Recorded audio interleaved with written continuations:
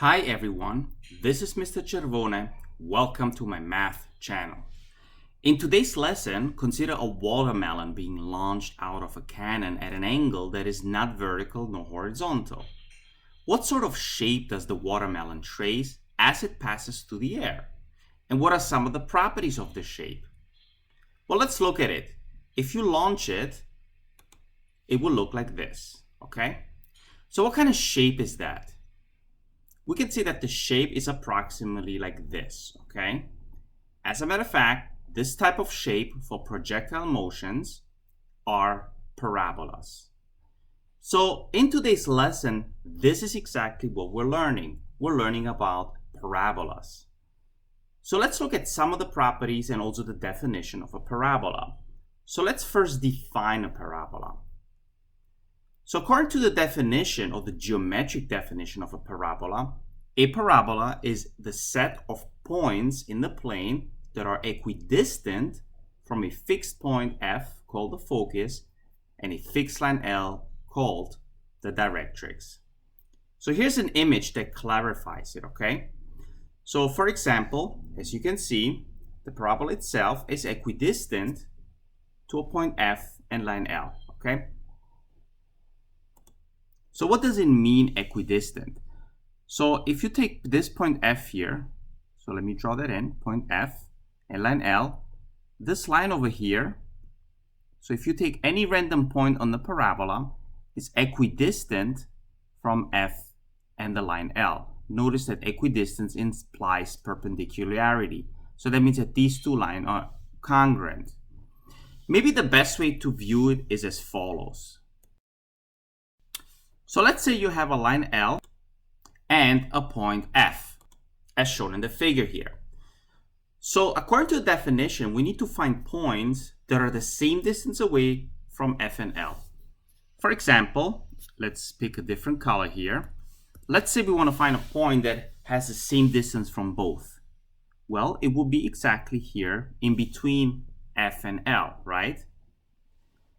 Another point would be, for example, here, right? Because the distance from F to this point is the same distance away from that point to line L, okay? And the same thing on the other side here. The same distance from F and L here, okay? So these are congruent and these are congruent. So if you continue drawing these points that are all equidistant from F and L, you do end up with a parabola, okay? And that is the geometric definition. So let's define it a little bit more in detail, okay? So a parabola is known to be a quadratic equation. So now we're moving away from the unit where we just dealt with linear equation, and now we're entering the area of quadratic equations in conjunction with coordinate geometry. So let's first discuss quadratic equations in general, and then we go back to the equations of parabolas and look at some examples. So the general quadratic equation in two variables is ax squared plus by squared plus cxy plus dx plus ey plus f is equal to 0.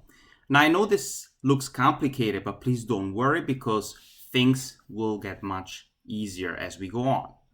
Now, why can we describe this, the general quadratic equation? Well, because for a parabola, for example, only one term is quadratic. For example, the y squared or the x squared, where in that case b is going to be 0. But we'll talk more in detail what this all means. So basically, a, b, and c are all not necessarily 0 here, okay? So in other words, a quadratic equation in two variables contains at least one term of degree 2. For example, if it's only one term in degree 2, it's a parabola. If it's two terms in degree 2, it could either be a circle or hyperbola, okay? But we'll get into detail in the next coming lessons. So the graph of a quadratic equation in two variables is generally a parabola, a circle, an ellipse, or hyperbola as just mentioned. And such graphs are called conic sections because they are formed by intersecting or the intersection of a plane and a cone, as shown in the figure here. So imagine you have a conic section as shown in the figure. If you slice horizontally through it, as shown in the first figure, you have a cross section of a circle, as you can see here, right? Then if you slice, let's say, the slight angle here on the top right, you end up with an ellipse. If you slice at an angle that is even more, you don't have the entire circle, but in this case you do end up with a parabola.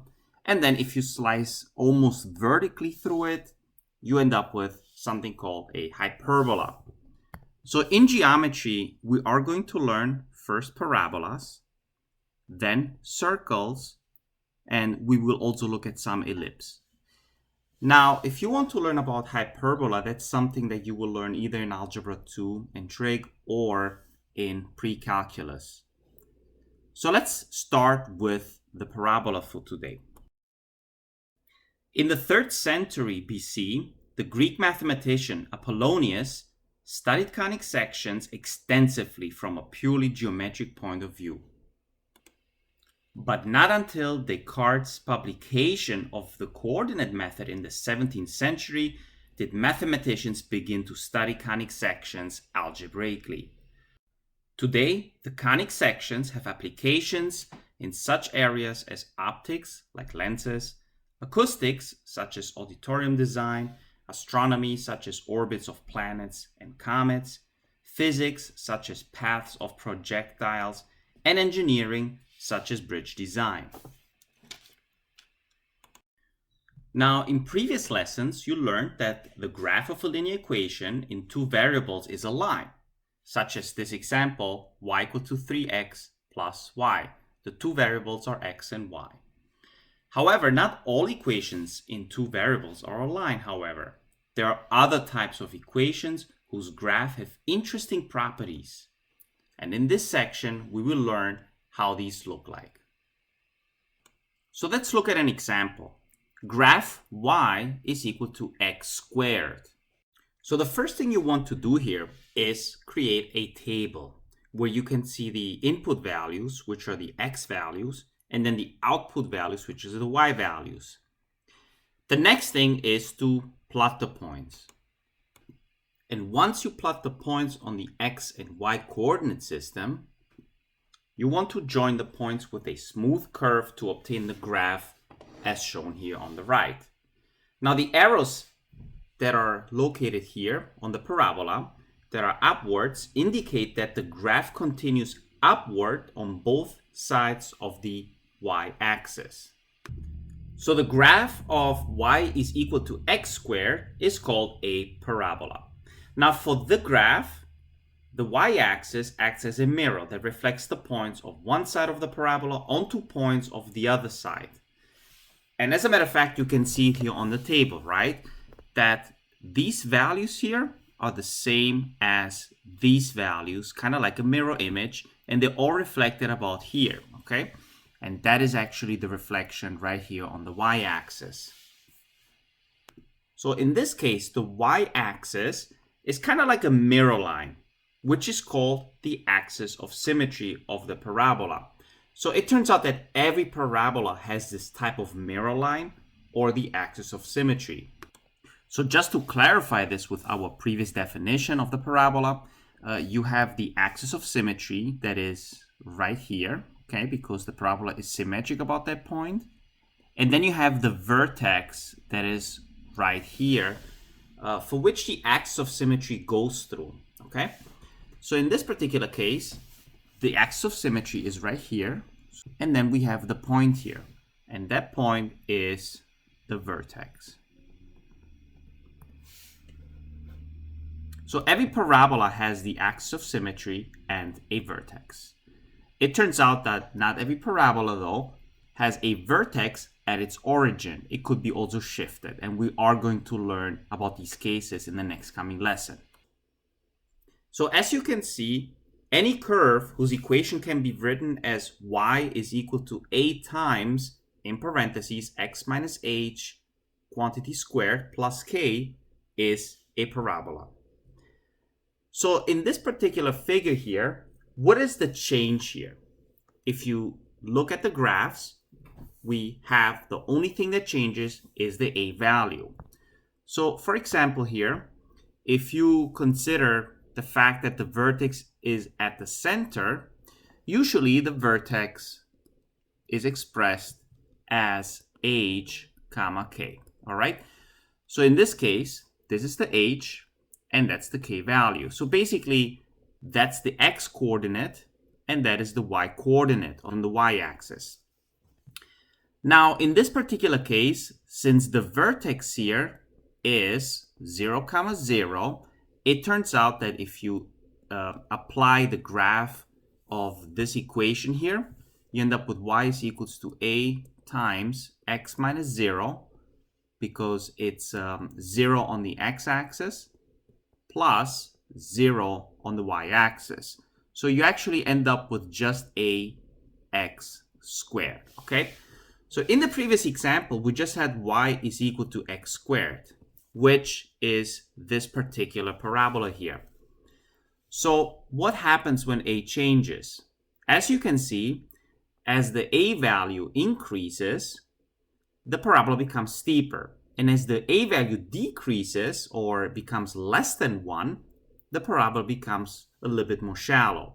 So let's summarize the properties of the a value in y equals to a times x minus h squared plus k.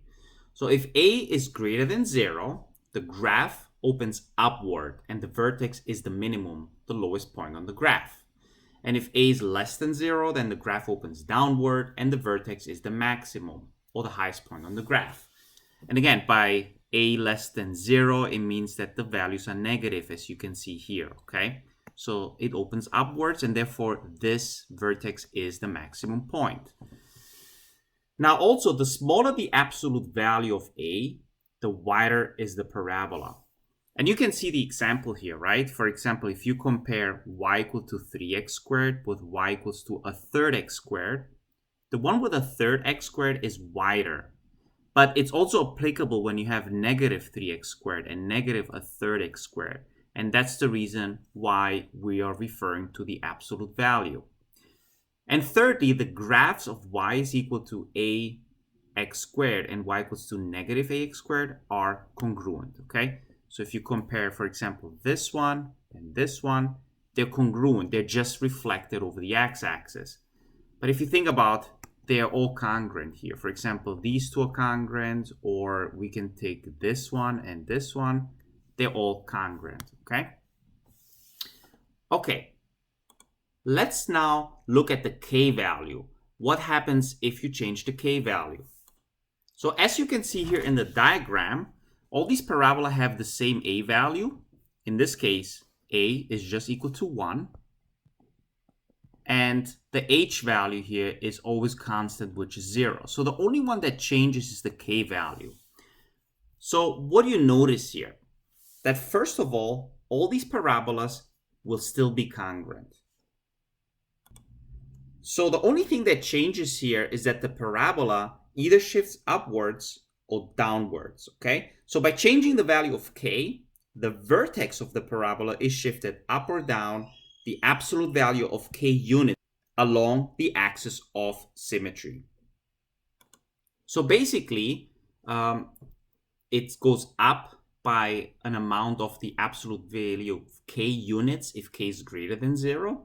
And then the parabola shifts downwards if, k is less than 0 by an amount of the absolute value of k. Okay, so now let's look at the properties of h. Okay, so what happens if you change the h values to the parabola? So in this particular example here, now we're keeping k to be constant. Okay, so in this case, the k value is 0. So let's write this down on the side. The k value is 0. The a value here, if you look at this, equals to 1. And the only thing that we're changing now is the h value. So that is really the variable in this case. So what do you notice here? What happens when you change the h value?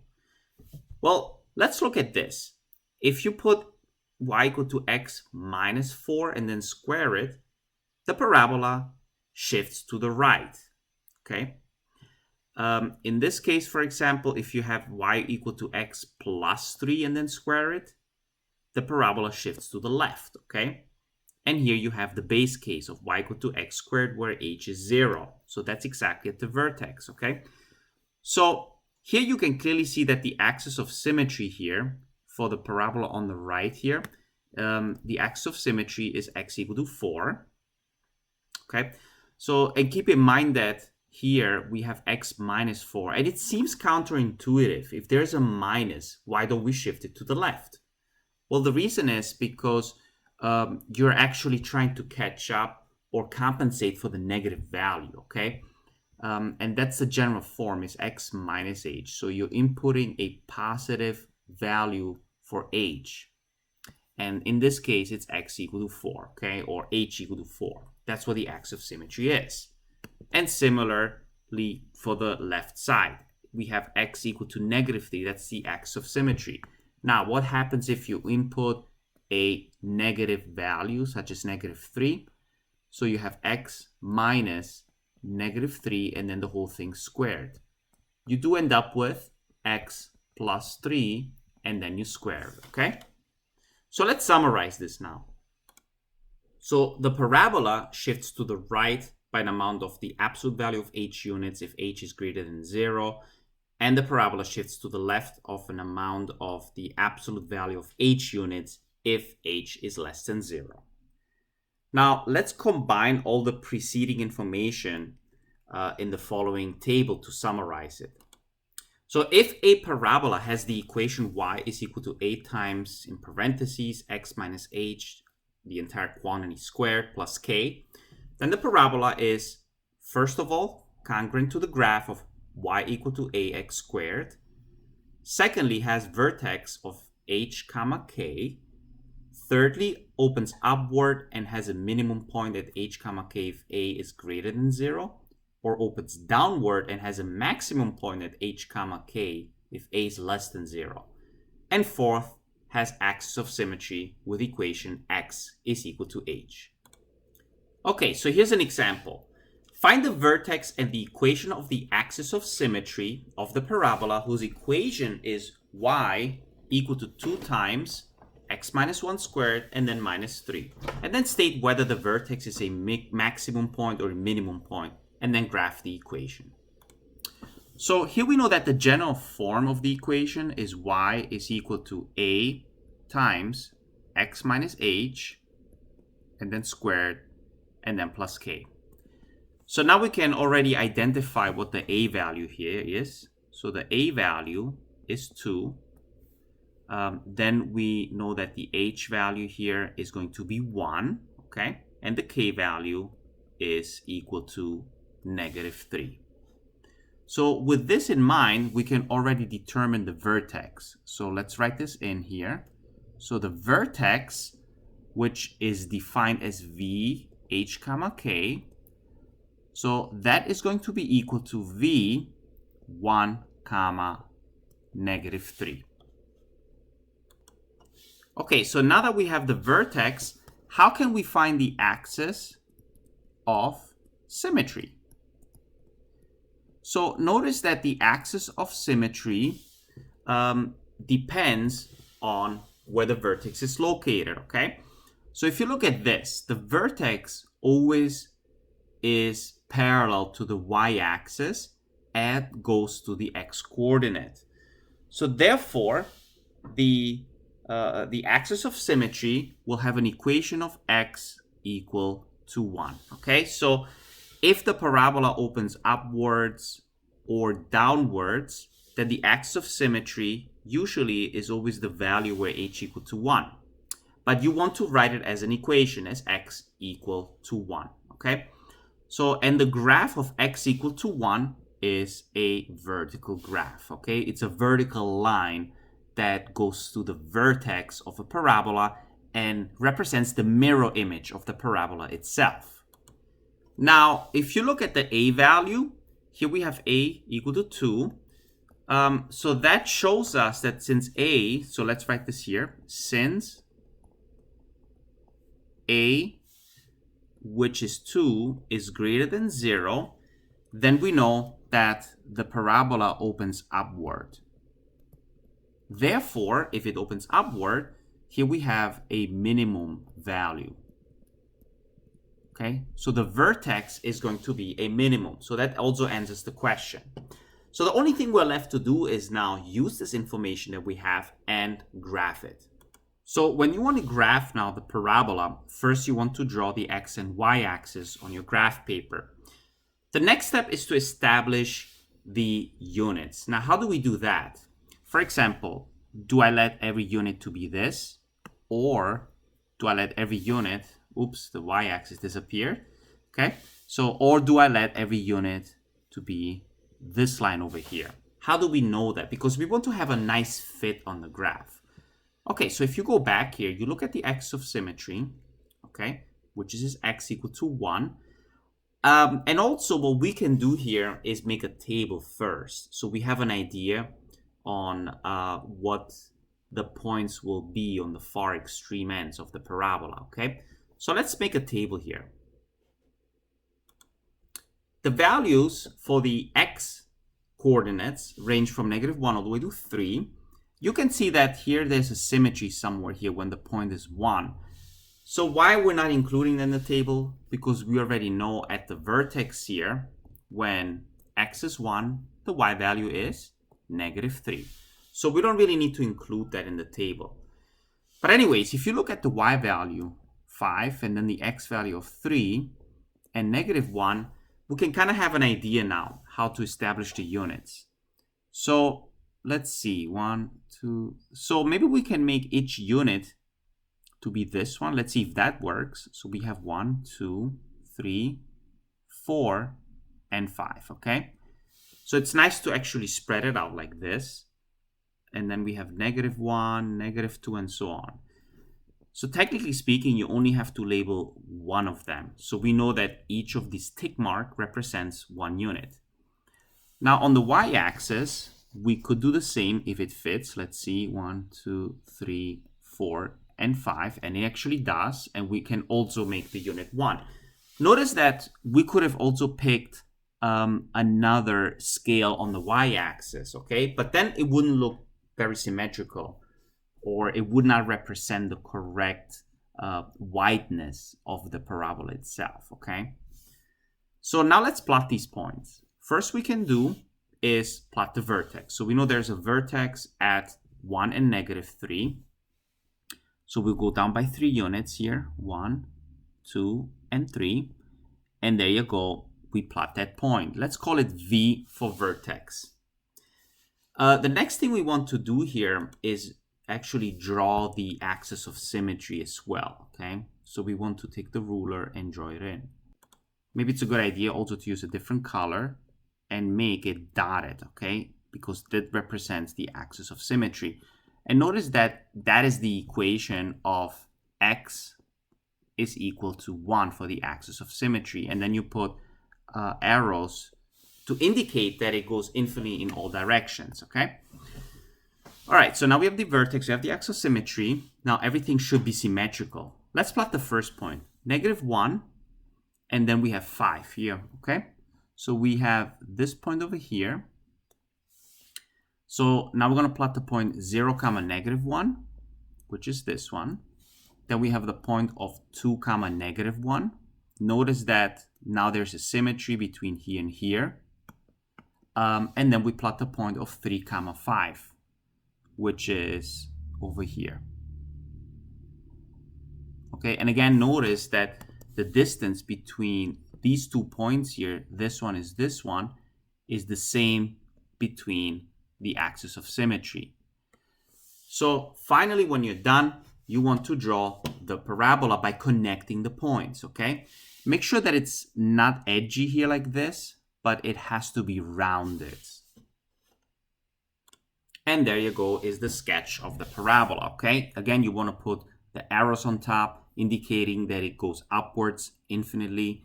And then you want to label the parabola, right? Here we had y is equal to 2 times, and then x minus 1 squared and then we have minus 3. And again, notice that the k value, negative 3, shows that it shifted downwards. Notice also that the fact that it says negative 1 for the h value is positive 1, so that means that it shifted to the right. And the 2 indicates that the parabola is a little bit more narrow as it opens upwards, okay?